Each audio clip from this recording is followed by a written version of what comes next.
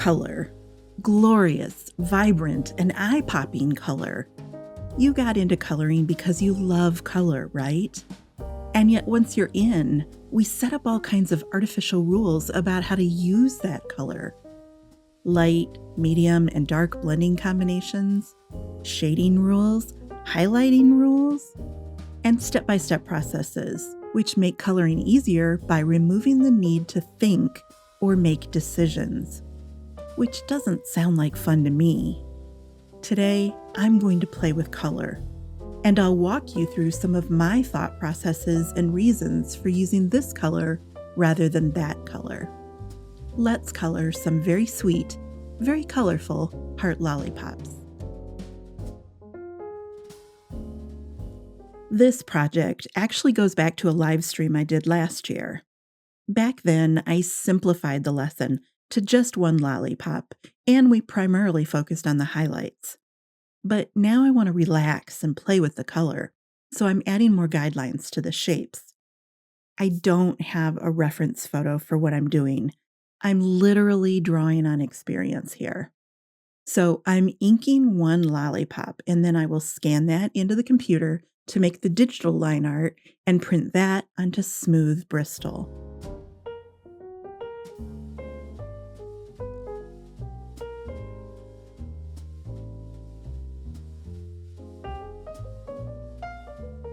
Now, this project took 3.5 hours to color, so I can't show the entire process. But I do want to share real coloring, which means I have to show you my mistakes too. It can't just be the impressive stuff edited to make me look better than I actually am. Before I started coloring here, I made what could have been a giant mistake. I refilled my C00 marker just before starting, and I didn't give that marker a rest period to sit and equalize the ink. So now, as I move from C1 to a very full, very unstable C00, watch what happens here. It's subtle, but right there, the nib turned very glossy, and that was a rush of ink. So I stopped immediately, and as I'm off camera here, I'm squeezing my nib with a tissue. Don't worry that you didn't see it because I didn't learn from my mistake, and it happens again. So I'm coming down here to the end here. Oh, right there. So what I'm doing here is I'm squeezing the nib with a tissue, and that kind of milks some of that excess ink from the nib, and it'll allow me to continue coloring. So let's move on to the colorful parts of the lollipop. And I'm starting where the red lollipop overlaps the aqua one, but it's going to be red over aqua. So I started with that base. And now we'll move to coloring the other parts of the aqua. So I'm going to show you more of this lollipop than the other two. The coloring process is the same. There is a dark drip to either side of the lollipop stick. So that's what I'm building in there, just a drip on the left, and then there'll be a drip on the right. And then after I'm done with this drip, then I'm going to work my way around the outside edge of the lollipop. So there's a bit of a bulge right there where the stick inserts into the lollipop. And then I kind of in my drawing created this ridge around the edge, and that's where I'm following up. So there's a little bit of darkness to either side of that stick area, and then I'm just going to do a standard gradient running up and around. On this hip up here, or a little bit of a shoulder, I guess, I'm going to put a little bit of extra darkness up there. And you can kind of see me sitting there trying to figure it out. So there it goes. And I'm just going to swish this in here. Swishes have points on both ends. That's an important stroke to learn because it allows you to color the middle section of things. There we go. Just swishing a little bit of darker aqua in there, and then I will blend it out with the lighter one. I did come in and add a heart drawing to the center there, almost as if it's a heart-shaped swirl. So there we go. It's higher on one side and then it's double on the other. And I do the same thing with all 3 of the lollipops. If you wanna color a simpler version, you can leave it without the hearts, or you can add that in just for extra challenge and interest. The nice thing about that interior heart is it helps to break up the space so that you're not blending, just a single gradient through the center there. So I can break this up into different swirls and patterns, just, working my way around that interior heart. So this is actually the darkest marker that I use in the aqua blend. And I'm putting it right here because eventually I'm going to pop a white colored pencil highlight over the top of this dark color. And it's really going to pop forward because of the dark color underneath it. If you think about it, there's not a lot of difference between the white colored pencil and, say, a really light aqua like BG11. But here over the top of that 49, it's really going to, it's gonna be sharp and dramatic. I never have just one marker in any spot. It's always layers and layers of markers, and that's how the blending happens because each layer adds a little bit more juice and it smooths the previous layer. So if you find yourself with a lot of streaks, odds are you're shorting some of those layers. I'm coming along here with one of my medium aqua markers, and I'm just finding the area where the red lollipop overlaps the aqua one, and then flicking down towards the stem. And by stem, I mean the stick of the lollipop. I'm very conscious of where that hand-drawn heart is because I only want to color the outside of that heart. I'll fill in the inside with a different gradient later. So here's a third marker that's going over the previous 2, and then that's going to start filling in more of the zone. Going over my previous inks, every layer adds a little bit more solvent and adds to the moisture. And then I'll switch to the lightest color as I get close to the stick down there.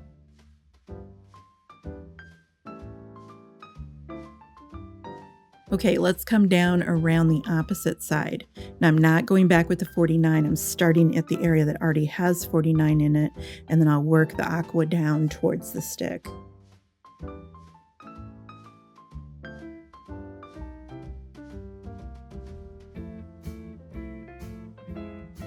Finding the edge of that heart and then flicking outward from it. Next marker goes over the top of the previous one, moistens it up. I'm using more of the side of the marker there for that final blending coat. The side of the marker gives you a lot more juice. All right, here's that interior heart, and I remember I broke up the large side with an extra wave there. And this is probably the first chance you're really seeing that wave because it's hard to see my pencil lines. I did them very lightly on purpose because I don't want them to show later. So there we go, just a simple light medium to light gradient there.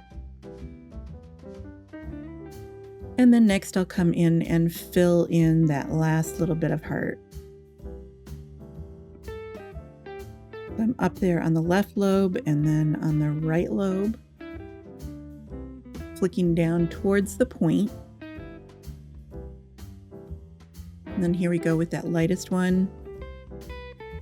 Coming in there, lots of juice. You can see me using the side of my marker. Filling the paper with lots of solvent.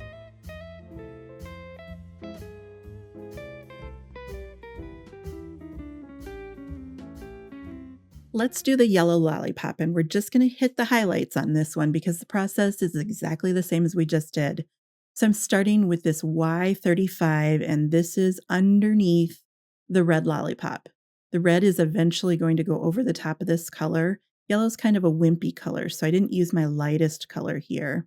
It doesn't have to be smooth because there's going to be red coming over the top of it. With my darkest yellow, I will find the edge of the lollipop where that meets the stick there.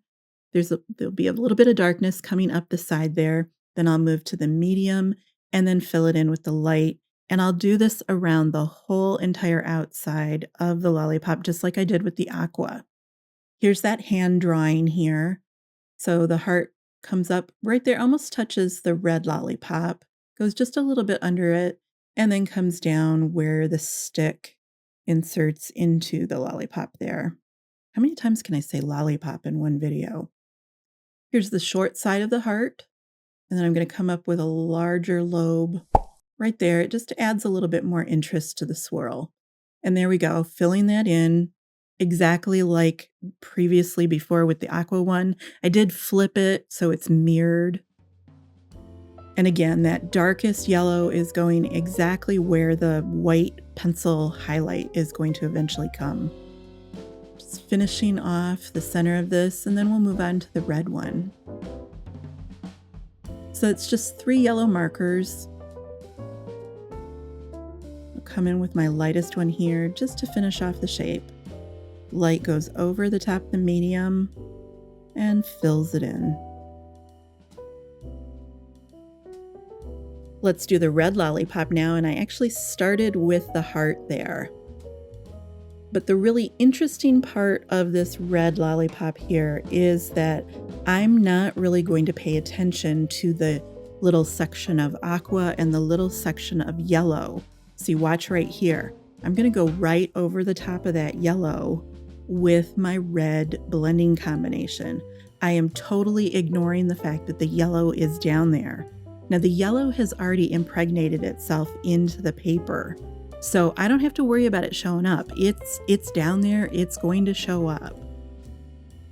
Just bringing my medium red up the side a little bit, and then I'll switch to my lightest red here, just as if the yellow didn't even exist. But once I'm done, you'll see it down there as like this extra warmth in that area. And then I'll do the same thing over here on the red side.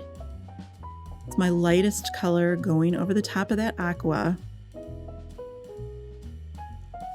And this is what the marker base looks like for each of the 3 lollipops. If you look closely, you'll see my blends are not perfect. You can still see a few unblended flick strokes here and there. Because I add details with colored pencil, and that colored pencil is going over the top of this marker layer, I think people assume that I spend far more time blending than I actually do. I want it to be relatively smooth. That's good enough. It doesn't have to be perfect.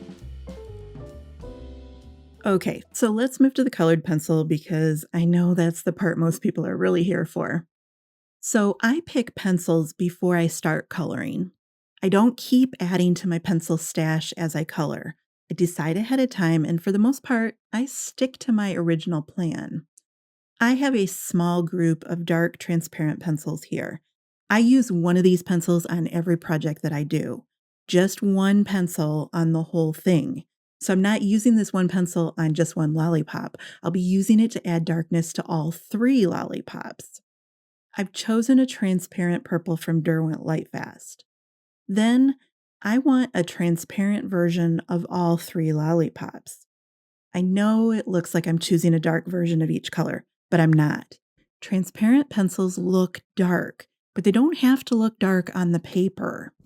So transparent aqua, transparent red, and then a transparent yellow. Then I choose an opaque version of every color. I know they look lighter, but that's not what I'm shooting for. I want a transparent and an opaque version of all 3 lollipop colors. And where is all this coming from? Well, this is playtime for me. So I took one of the prisms that I have hanging in my window, and I'm using it to refract the color waves that it's picking up from each of the lollipops. So to make the aqua lollipop shine and shimmer, I want to borrow some of the colors that I'm seeing here over the aqua area. And here are my color goals for the red. And then here's color that's been inspired by the yellow. I don't need to match these colors exactly, and I don't want to use them all, but this is the inspiration. So let's take a closer look at the coloring process for the yellow lollipop. Now, I am not using a dark yellow pencil here because dark yellow is basically brown.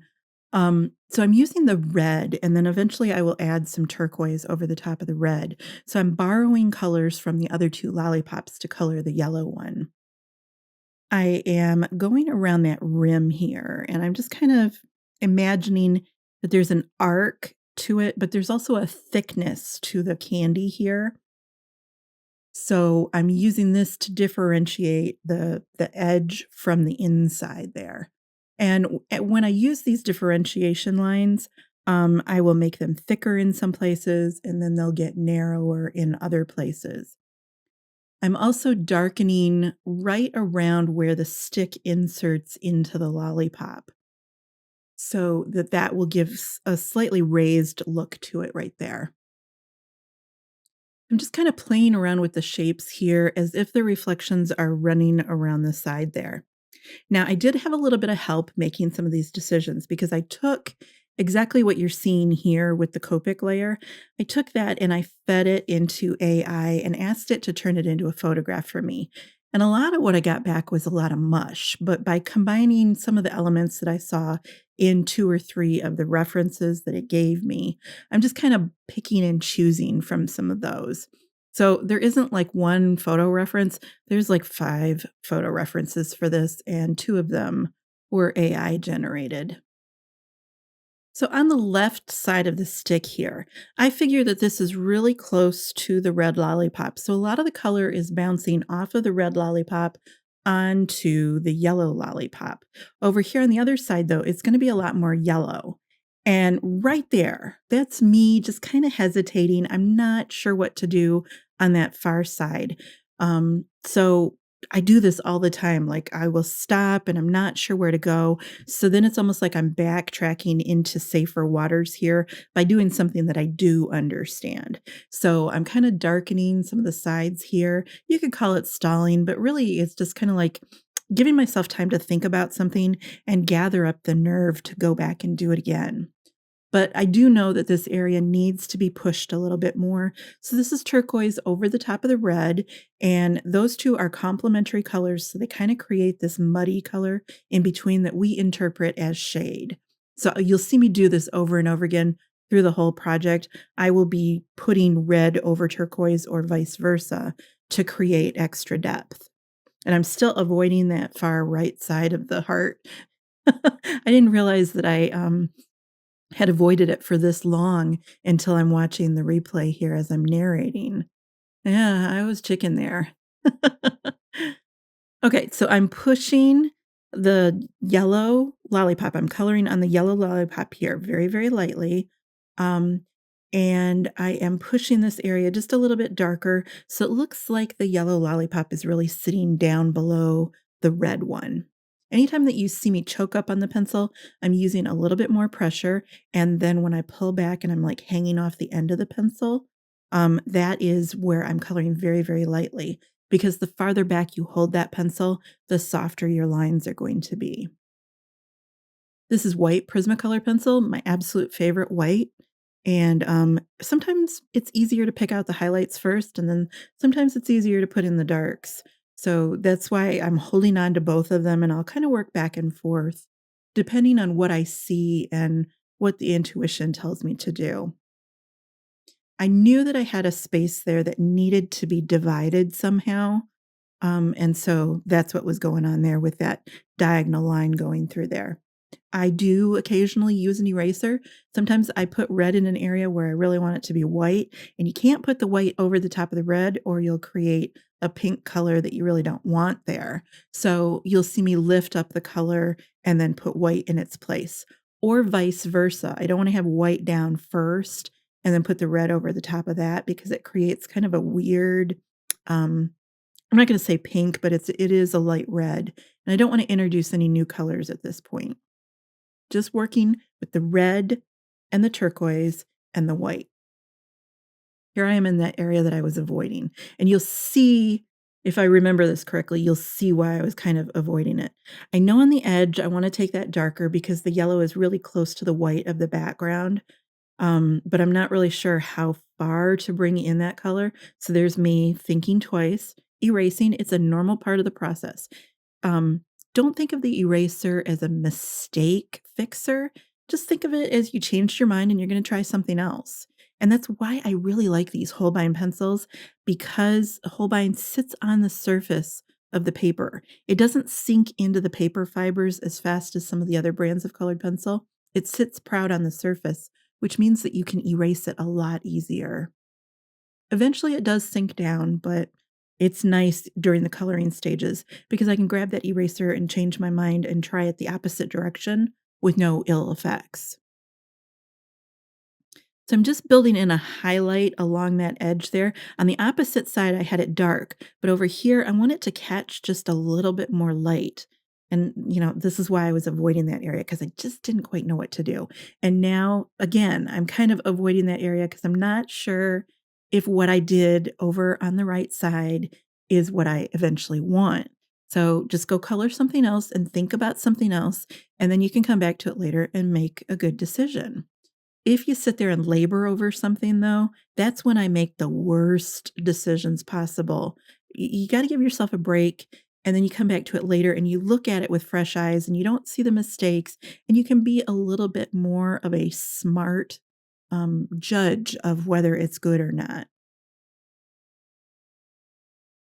So here, I'm kinda wishing that I had brought some of that Y35 down further. So I'm just adding a little bit of very, very light red pencil just to kinda simulate what if I had brought the marker down further.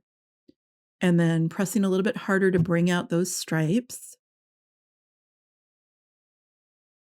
Not only do my lines get thicker and thinner, but I also vary the pressure that I'm using, so the lines get redder, and then they'll go softer, and then they'll get redder and go softer. Really want kind of an undulation going on here because I'm thinking about molten, hot, runny, sticky candy when I'm coloring this, and I'm just kinda thinking about what would those waves look like when you're pouring that hot candy into the mold. Putting a bit of a white highlight right there, right along the side of, the heart that I drew. And I'm gonna come up here and emphasize that dark area.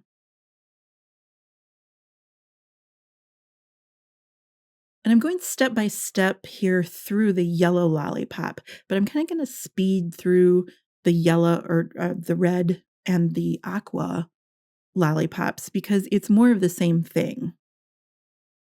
So I'm taking just a little bit more time to walk you through some of the thought processes on this first one, and then you can see me doing almost mirror images on the other two.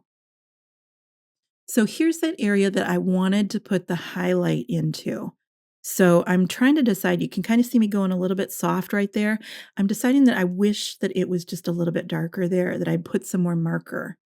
Now, I don't want to open up those blends again and add more Copic to the page. I'm just going to fix it here with very, very light strokes of the carmine red pencil. Just darkening where I wish it was just a little bit more of an intense punch of red right there.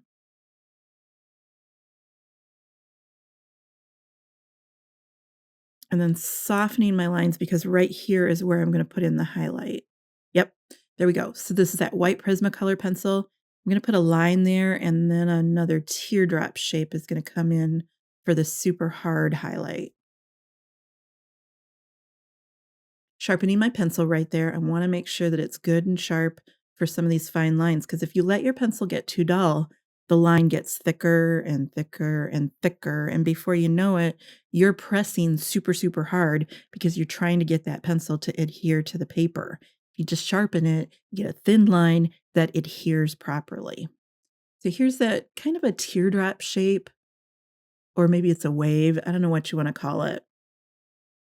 This was in one of the AI photo references, and I really liked it, but I didn't want it to be the same on all 3 lollipops, so you see me switching sides for the aqua one, and then, I kinda do a mirror, left-right version of it on the red one. But actually looking at this in the playback, I'm really happy with the way the yellow is showing through under the red. That red one looks a lot better than I remember it. It's kinda nice to be able to look back on what you've done and say, "Oh, it doesn't look as bad as I remembered it." And yeah, we all have those feelings that, it's not as good as I wanted it to be. No, it was fine. I just was too close to it at the time to really see that it was pretty good. I'm using the red right around that white highlight, and that makes the white pop forward a bit.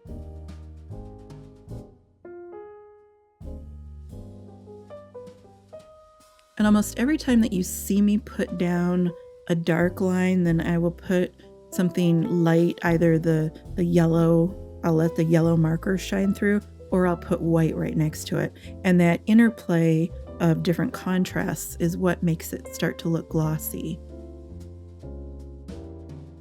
So there we go. I put that white line down, and then I'm putting some red right along either side of it. And that makes the white pop forward. And then the white in turn makes the red look redder.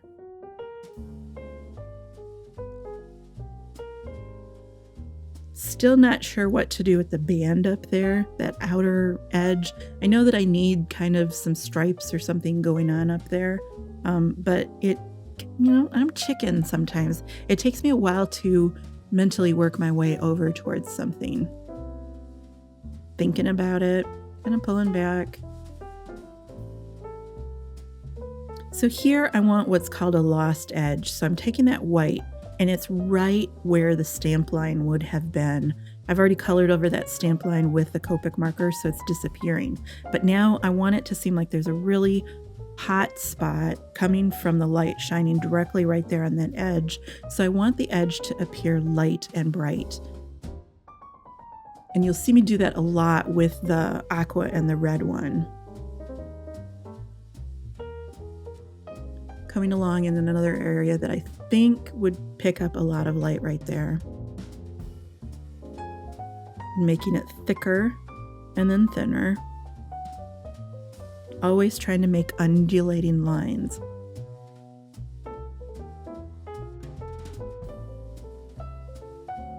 When I was a kid, I lived in a town that was somewhat touristy, and it had fudge shops, and they also did hard candy there. And so every once in a while we'd walk downtown and watch them pour candy. And it's a vivid memory of that pure color, green candy getting poured in the waves of color. And so that's kind of what I'm drawing on here. I'm using that turquoise I'm coloring on the yellow lollipop still. I'm using that turquoise to kind of create that muddy color that makes it look like there's just a little bit of shadow on the yellow one, forcing it down below the red. It's a process that in my classes we call that pushing. And we're pushing it deeper, not necessarily with darkness, but with a muddy color.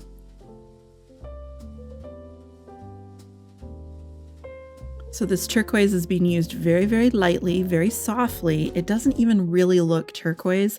Honestly, it kind of looks a little bit more like, violet. It's going over some areas that have some red to it.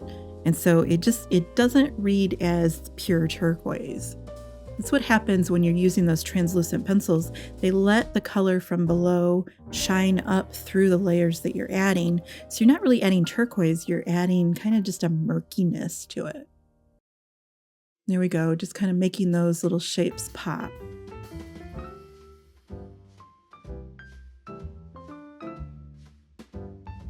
So now with the red lollipop, I can be a little bit more judicious about the areas that I show you. Because I'm basically repeating the process that I did on the yellow lollipop, only I'm doing it as if there's a mirror running right down the center of the red lollipop. So what I do on the left side is going to show up also on the right hand side.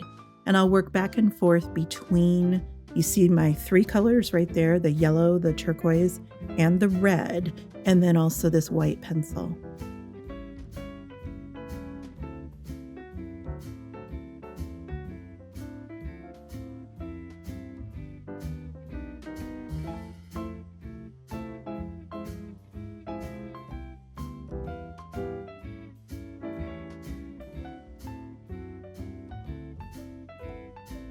So as I'm coloring the red lollipop here, let's talk about the overlaps, which I'll be honest, I'm kind of avoiding them.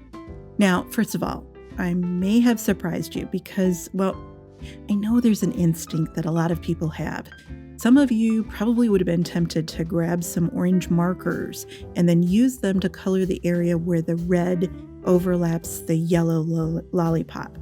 I mean, it's only natural, right? Red plus yellow equals orange. But then what color would you have used on the other side? Red plus turquoise equals, well, what exactly? But here's the thing, and this is the reason why I have yellow or aqua down first, then with the red marker on top. And it's also why I'm not using an orange pencil or that muddy kind of yucky blue that we would make on the other side. We are seeing the yellow and the aqua lollipops through a layer of red candy, but we're not melting the lollipops down to mix the red and yellow candy together.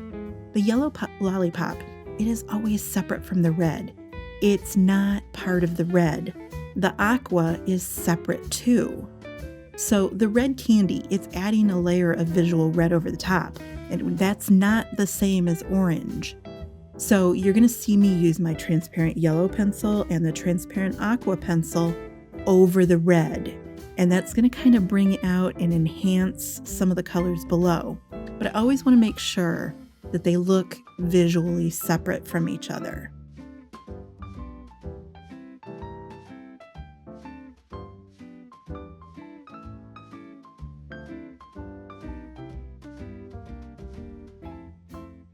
Now here we are on the aqua lolly. It's the same process, but a mirror of the yellow setup. I can define a few areas with the transparent turquoise, but the deeper shade is once again created with that red over turquoise, creating that kind of weird ooh color. But it's pretty because you're seeing hints of the red and hints of the turquoise. And of course, I'll be highlighting with white. You'll see a lot of red going down right where the turquoise lollipop dips underneath the red lollipop. That's really where the bulk of the red is going to be. And it's because there are light waves that are hitting that red lollipop, bouncing off of the red lollipop, and then landing on the turquoise. So I'm always thinking about where those light waves are, not necessarily where they're coming from, but what color they are and what they are affecting, what's in their path. So there's a lot of red light that's getting bounced around in this image, and that's why there's a lot of red on the yellow and on the turquoise lollipops.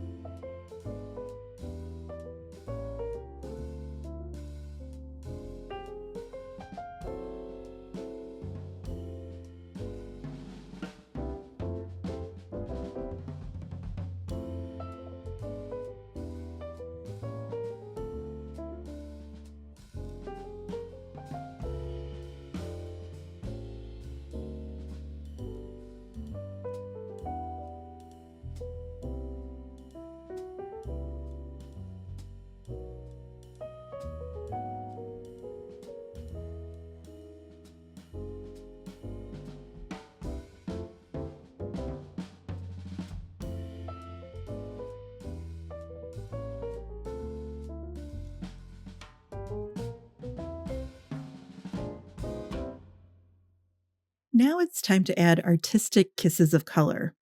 You're going to see me start to pick up my opaque pencils. Finally. Probably thought I'd forgotten about them. Nope, this is the icing on the cake. You gotta bake the cake before we write happy birthday on it. I'm gonna start to sprinkle hints of color onto each lollipop. Now, I'm not using the same colors over the top of each other, so there's no opaque aqua on the aqua lollipop. I use cream and pink on that one. And the red lollipop, it gets aqua and cream. And then the yellow lolly gets aqua and pink. Now, it turns out that I didn't love the look of the opaque aqua on the yellow. I think those two colors were really similar. I could barely see the difference. I couldn't really see the aqua. So I ended up using transparent aqua on that one. But there's a lot of opaque hints on the red one and the aqua lollies. This is the fun part. And I'm hitting areas that are just Well, okay, like this area right here, it's just a little bit too much aqua. So if the area looks too aqua, then I start to add some of those other hints of color.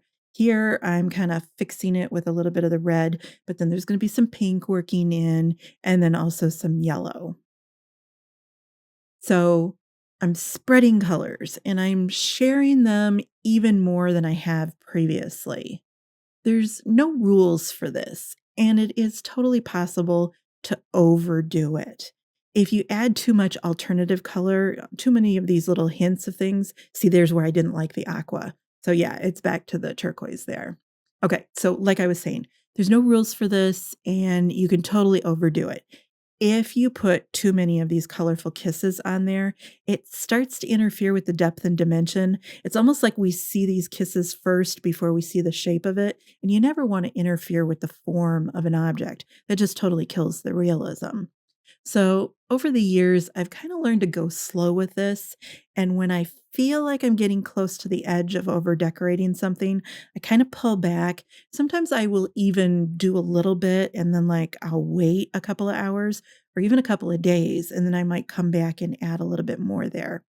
So, here, that's where the opaque aqua was not working out. So, I'm just really, really lightly adding the transparent color, and it's kinda going over some of those areas of white, which then makes an aqua that actually stands out. Sometimes my plans don't work. Hey, it happens. It's just kind of a work in progress.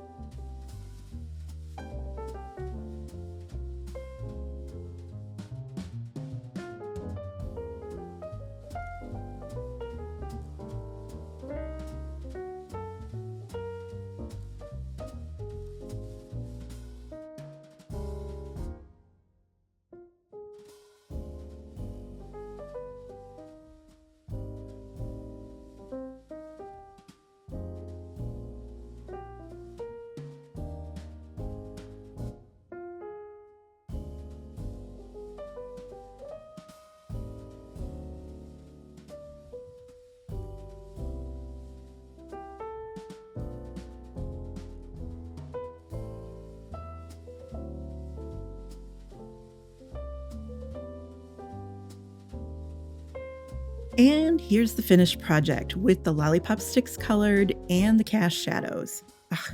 This is such a joyful project, and it's a good exercise in doing big things with a teeny tiny color palette.